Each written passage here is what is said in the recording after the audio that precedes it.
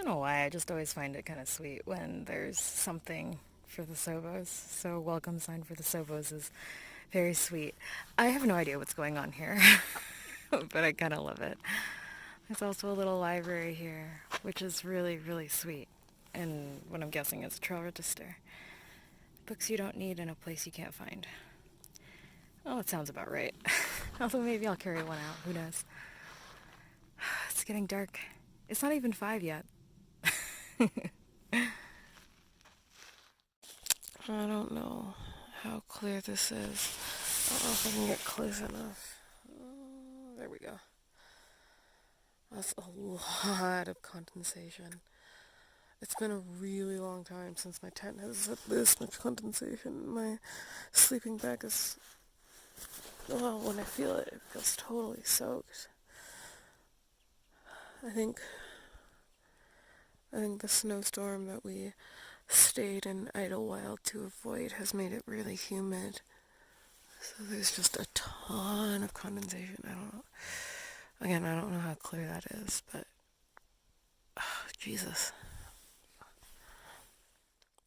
It doesn't even look like a desert anymore. It's been a cold day so far. I've hiked in my puffy all day. So it feels like winter's here. I think I'm gonna miss the sunrises and sunsets a lot. I don't have too many of those left on the trail. That's a little sad.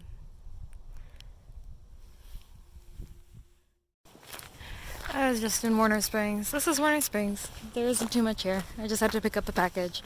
And I hung out at the community center for a while. And this is more than likely the last place I'll be getting off the trail. There really isn't much else after this. So it's 110 miles to the border. All right, let's do it. It's a little windy, and there's not much to protect me from it. I actually turned on the camera and it immediately stopped being as windy as it was, so of course it doesn't look as bad, but I promise you it was pretty annoying. There's kind of a running joke in the Gut Hook app where we can crowdsource information about landmarks on the trail. That gates are some of the best possible, most beautiful landmarks on the trail. And so that makes me particularly sad about this one because it's fallen over.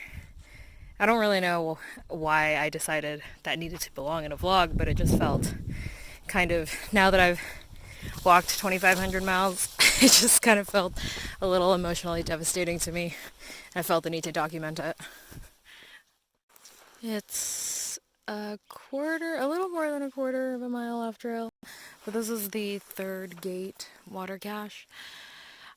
It's actually got a little pin on Google Maps. I guess it's one of the, you're not supposed to rely on water caches ever, but I think this is one that you're supposed to really be able to rely on because there's very little water ahead of and after this water cache.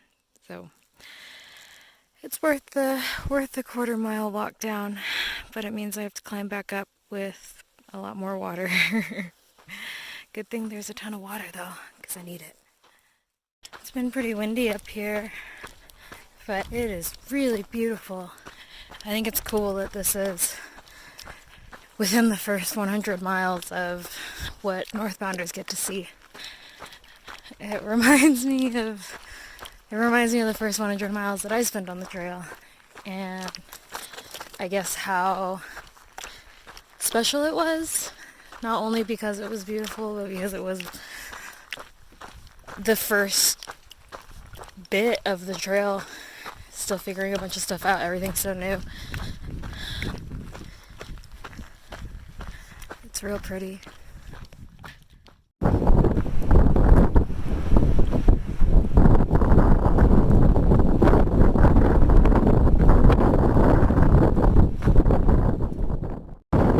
So windy.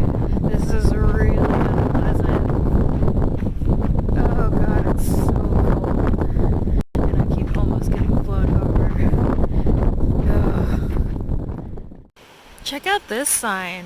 I think this might be one of my favorite signs that I've seen so far. 52 miles to Mexico. And I've walked 2,600 miles. Whoa, that's crazy. I'm literally even going forward. Like, it's actually scary. It's actually really scary.